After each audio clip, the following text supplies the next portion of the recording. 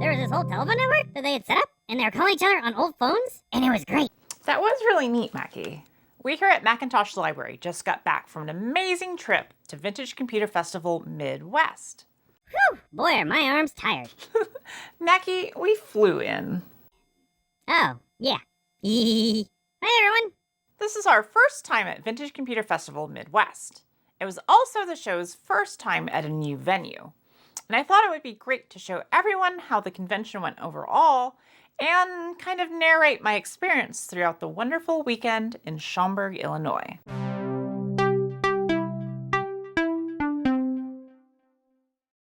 I guess the first thing that we noticed was the wonderful venue that VCF MidWest had relocated to. While I had never been to the famous, or rather infamous, Clarion Inn, I've seen other YouTubers' experiences and heard tales of its more gritty nature. I would recommend checking out LGR's video about VCF Midwest 2023 to get a sense of how gritty the previous venue could get. The move to a more spacious and luxurious Renaissance Schaumburg was a welcome change, and honestly, the fact that it was in a new location with a lot more space and a lot more amenities made this a great year to go for the first time. That and the chance to finally meet my retro computer nerd friends who I'd been in contact with over the last several years. After all, isn't the real vintage computer the friends we made along the way? We also got a chance to look at all the cool exhibits and show Mackie off to folks who doubted that he was real. Of course I'm real. I don't know how anyone would think I wasn't real. Right here. Miss Fox thankfully bought me a seat on the plane, and I got upgraded to first class thanks to me changing my QR code on the little boarding pass. Mackie, you got all the legroom, and you don't even have legs. I gotta fly in style, Miss Fox. We flew in Friday afternoon and got to the hotel room, unpacked, and headed off to the floor to help folks set up for the weekend. While the con is not officially open on Friday, those who have a booth or are helping unload and set up are able to get a small preview of the show. Mackie and I didn't officially have a table, but our friends at MacFX and Javier Rivera of 8-Bit Teas and Adventures of Retro Computing lent us a part of a table to let people know where we were at the conference. It was a great spot to call home base after a long walk around the convention room floor. MacFX's booth was full of amazing new injection molded Apple and Macintosh parts, including the beautiful clear Apple IIc Reloaded with a clear keyboard. They were also showing off an injection molded Lisa faceplate in transparent plastic. There was even a demo unit that was printed in an opaque beige to match the original Lisa plastic, which was amazing to see. We also got a sneak peek of Mac84's booth, who was showing off an amazing clear SE30 with a color video card. The computer was outputting to a beautiful color LCD panel. It was wild to see an old Mac sending out all those beautiful colors. Maybe we could get me in full color one day. That is an interesting idea, Mackie. We'll have to come back to it one day. Mackie and I also stopped by and said hi to Ron of Ron's Computer Videos. He's making a lot of awesome upgrade boards and projects to take your 68K based Mac to the next century. He developed a baby Pico Micro Mac board, allowing you to run a full Macintosh 512K from a Raspberry Pi Pico. He was gracious enough to give us one at the library, so we'll have to make a video on this soon. Also, if you haven't seen his Mac and Apple-related shirts, be sure to check them out at his channel shop. I'll put a link in the description for anyone who wants to check them out. Ron also showed me some amazing top-secret projects that he was working on that I'm looking forward to him announcing very soon. Be sure to subscribe to Ron's Computer Videos and be the first people to find out what that super secret project is. I also met on that first evening Dana from Dana Does Stuff and former Maciac fame. He's a good friend of Mac84 and brought an amazing assortment of Macs for sale. He even had an Apple Workgroup server running IBM's AIX operating system. Ooh! Ooh! And be sure to tell him about the other robots we saw, Miss Fox. Oh, that's right. How about you tell us, Mackie? Oh yeah! Let's start with this guy here. This is Topo. This was a robot made by a company called Androbot and was actually meant to be controlled by an Apple II. We need to get one. We'll keep our eyes peeled, Mackie. But I think they're kind of rare these days. Oh man, maybe Tui and Jesse can make one sometime or something. A couple tables over from here was the Juicy Crumb booth, where they were showing off their iMac G4 Sunflower video conversion boards. These boards will allow you to use your beautifully designed Sunflower G4 as an external HDMI display. This is a great way for all you collectors out there to make old technology usable with modern hardware. This is a passion project made by several Australians who flew all the way from the other side of the world to hang out with us nerds in Chicago for the weekend. I take it back, Miss Fox. Their arms must be tired. I have been wanting to buy one of their boards for a while, and I'll be checking out their website for more information. Ooh, all y'all will like this. We also ran into a bunch of famous YouTube ladies. Veronica of Veronica Explains fame was with the Taylor and Amy crew, and Jerry Ellisworth. They were all walking around the convention floor together. If y'all haven't checked out their individual channels and projects, I highly recommend a watch, and I'll share some links to their channels below. Continuing our walk through the convention, we saw this big old SGI server cluster. We just had to ask what it was all about. It turns out this was an SGI graphics server that allowed 3D modelers to queue render time. This setup might have been used to render amazing 3D movies back in the day, or maybe just a couple VeggieTales episodes. Speaking of powerful rare machines, there was a table being set up with a plethora of Next hardware and monitors. I thought they were going to be for display, but in fact, they were for sale. If it wasn't for the fact that we flew in, I would have been tempted to pick up another cube or turtle slab. This was an example of a deal that I had to pass up, but I was happy to see that they went to a good home with someone else at the convention that really wanted them. At least that's what I tell myself whenever I walk away from a good deal at VCF. Something that struck me about this convention was the floor space was about 4 times larger than VCF Southwest and VCF West. This means that there was a lot of room for folks to bring their wares to sell or trade to other folks looking for their next vintage computer to tinker with. I went back to my table and checked with Javier Rivera, who is showing off his amazing Apple II gadgets and upgrades that he designed. What impresses me most about his stuff is that he's only had a 3D printer for a few years, and in that time, he's become a natural at designing new and replacement parts for Apple computers. Just look at this beautiful 3D printed remake of the original Apple II joystick. It looks so smooth. It could easily pass as an original joystick prototype. He also made a really cool version using resin printing from PCBWay. So now he has a totally clear Apple II joystick. Javi was also showing off these super mini computers that he 3D printed. He was able to actually run emulated versions of the Apple II on them. As someone that loves cute miniature versions of computers, it was awesome to see a working mini version of these Apple IIs. Check out his page in the description below, or check out 8bitstuff.com to get your hands on some of these amazing 3D printed upgrades that Javier has developed. It was great catching up with the folks and seeing people set up their exhibits. But it was getting late, and it was time for Mackie to get some rest. All this walking around was making me sleepy. We weren't done just yet, though. We met up with some friends and had a nice hot dog at Portillo's. It was nice to catch up and bask in the neon glow of all the mid-20th century neon and get a hot dog. Oh man, I missed out on hot dogs! The next morning we woke up early, headed down to the elevator, and went down to the convention floor.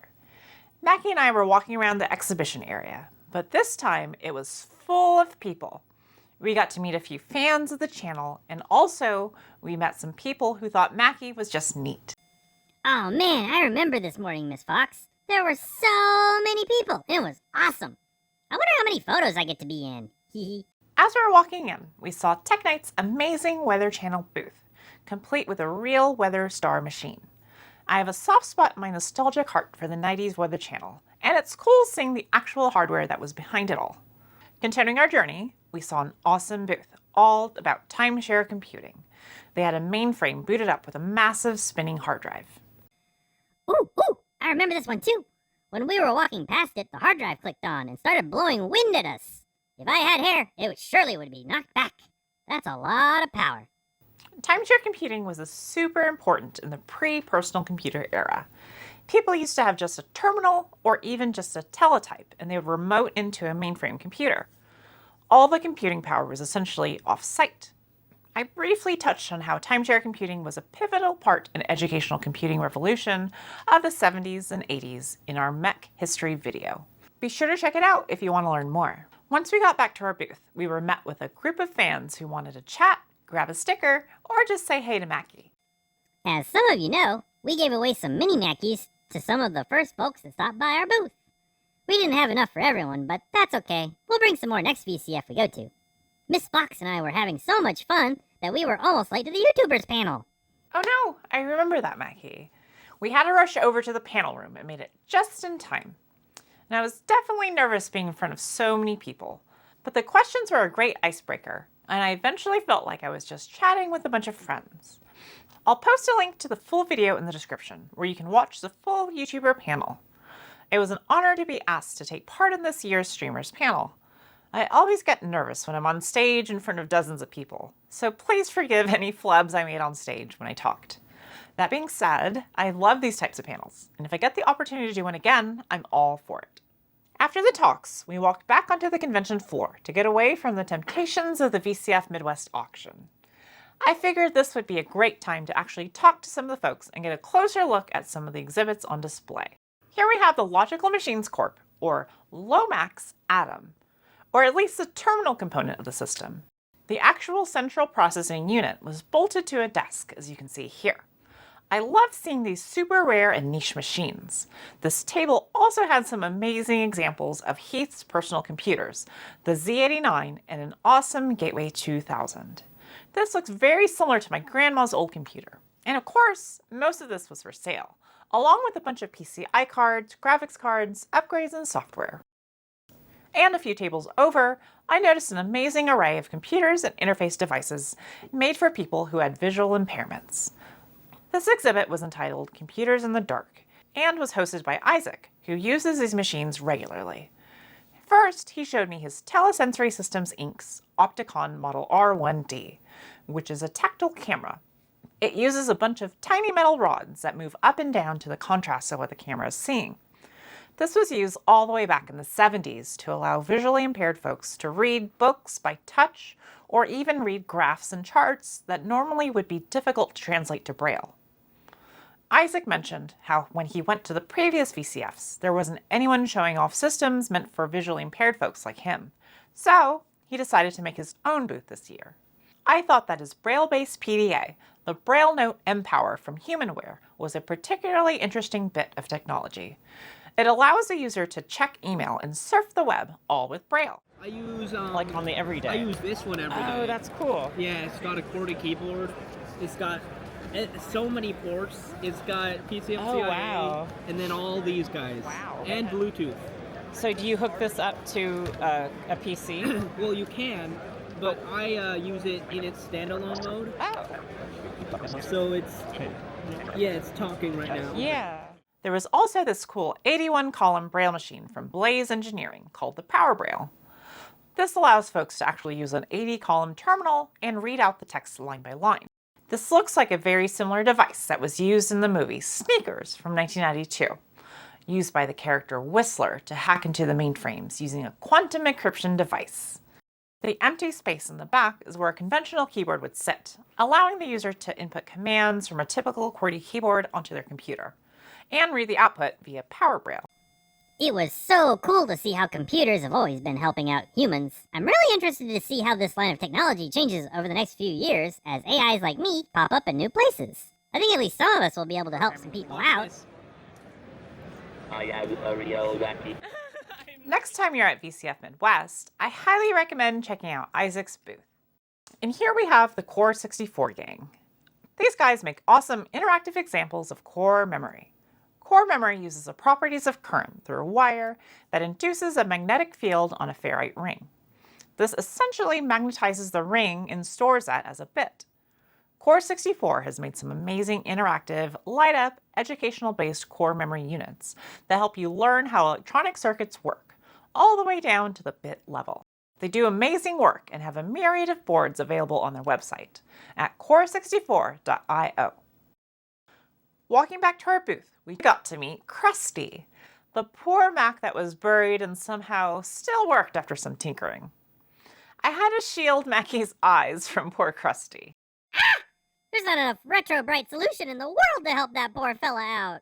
I was also asked to sign Krusty. It does feel funny being a little, very minor celebrity at these conventions, but it's awesome seeing all my favorite YouTubers and tech heads signing Krusty on a small, clean spot on the side. Woo! And an awesome patron supporter stopped by to show off his awesome Macintosh portable project. He said he found it as a battery-bombed machine, but he upgraded it to run a Raspberry Pi 5 with a Macintosh emulator. Unfortunately, the logic board of the original machine was damaged in a way that it was unrepairable. But he was still able to make it a usable Macintosh again. Something that I'm happy to see. I think it's better than having a broken machine that sits on a shelf. Miss Fox, we almost forgot one of the best tables at the con. Next to Crazy Ken's table was a really nice guy selling tons of educational games. He had games for Mac and PCs. Oh, I remember that table. I think you managed to find like 6 games you wanted, right? Well, I found a lot more than 6, but that's all we could pack. What can I say? It was a lot of good games. With a massive floor space, I don't even think we had the chance to truly see everything. I could have been there for another day for sure. Maybe next year they can make it a 3-day con, starting officially on Friday. This is what VCF Southwest does, and I feel like it gives everyone a day to get to know each other, and then the next day is a chance to mingle and be with everyone. For a con this large with this many exhibitors, I think adding a Friday would just be pretty awesome. Just a thought. Let me know what y'all think in the comments about maybe asking the showrunners for an extra day. Oh my gosh, this was so cool. When we were walking back to the hotel to get some dinner, we saw the Topo robot again. This time he was rolling through the hotel lobby. I think he was making a run for it. After dinner, we made our way back to the speaker room at Schaumburg F. Steve of Mac84 and Ron of Ron's Computer Videos were getting ready to do an amazing talk about the history and the world of Macintosh clones. This talk should be posted on the VCF MidWest YouTube channel, and I'll highly recommend checking it out to get the scoop on Macintosh clones. And to cap off an amazing Saturday, we had an awesome performance by the Stop Bits. Woo! Stop Bits! Woo! The Stop Bits are a multi-talented nerd superband made up of Taylor, Amy, Veronica Explains, and Sean of Action Retro. This was a top secret project that they had been working on for a while, and it's paid off. Their set was amazing, and I hope they release an album or start touring all the VCFs to add some musical nerdery to the mix. I also have to point out that Taylor memorized an entire program in assembly and sang it on stage, which was an impressive feat. I love that people can bring their musical talents and blend them with their passions for retro computers to create amazing music. I didn't know Veronica was so good at guitar. I'll post the Stop Bits website in the description, but you should definitely check them out, and let's hope they release an album soon. The next day, we woke up bright and early, and the con was already bustling. We had a few folks building their own mini projects at the DIY Soldering Roundtable. We chatted with Inverse Phase, who just got back from Revision 2024. I've always been a fan of chiptunes and the demo scene. I was impressed by his music, and you should definitely check his stuff out on Bandcamp. I stopped by this cute booth with retro-inspired art that caught my eye. M3L, or Mel, had an awesome, beautiful painting of a Macintosh G3 that I went ahead and bought. It is great seeing art here at VCF. We all love our retro machines, and I love beautiful, tasteful art that commemorates my favorite hardware. And they gave me this wonderful notebook with the rainbow apple stripes on the cover. This will be perfect for writing down episode ideas. So check out their Instagram and their store page in the description below. Hey, it's the mini disc guy from Dallas. This time he had some awesome mini disc keychains that were like tiny baby mini discs. And we got to buy a mini disc player from him. That was Gunner5. He helps run the Minidisc Con and coordinating more Minidisc meetups at mdcon.live. I've always wanted to get into mini discs, and now I have a cute little Sony mini disc player. It was great to see a familiar face that was part of the VCF Southwest show in Dallas, and I gave him a baby Mackie.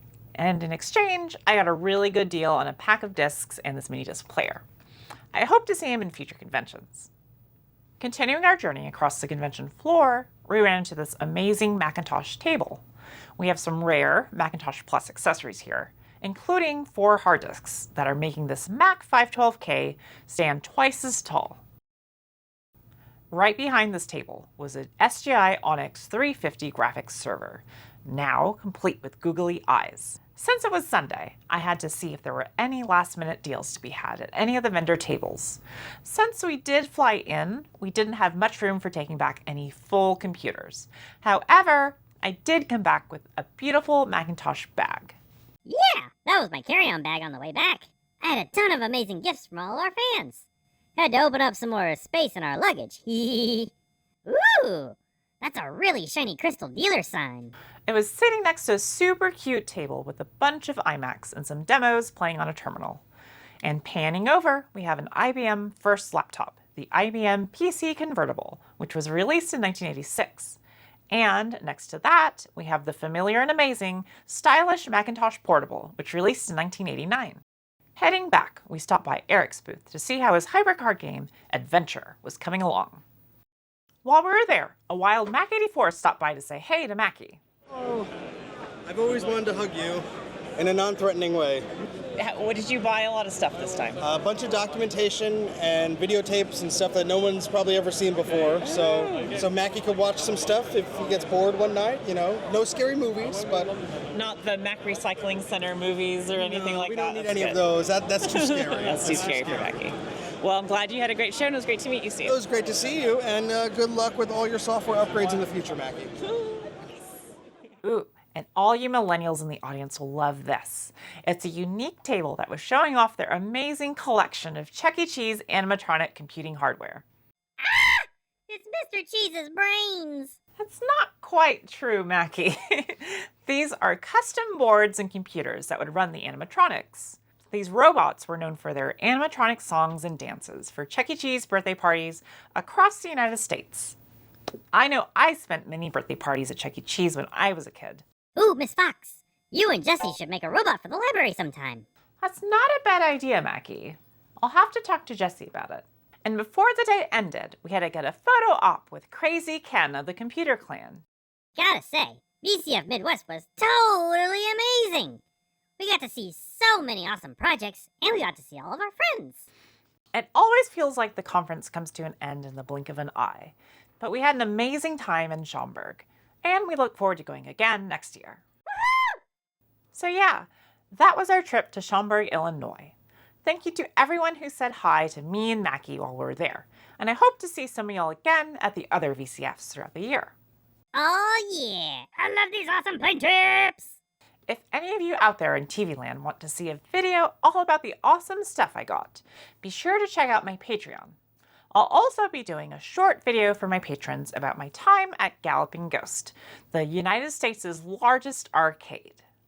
Galloping Ghost, that was so awesome. It just kept going and going and going and going. There's so many games. I have to admit, I didn't know what to expect, but it was pretty amazing to see all the classic arcade cabinets in one location. Thank you to everyone who enjoys our videos, and be sure to check back for more classic computing fun right here at the Macintosh Library. Bye, everybody. Bye!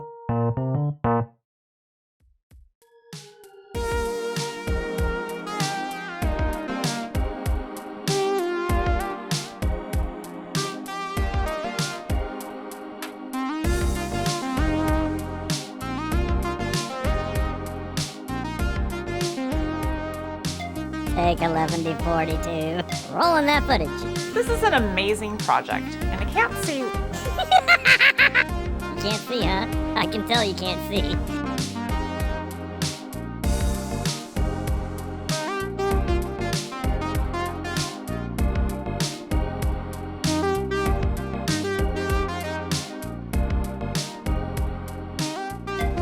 Your desktop and document folders are currently syncing with iCloud Drive. If you continue, items will be removed from both folders on this Mac, but will remain available in iCloud Drive. Continue doing what?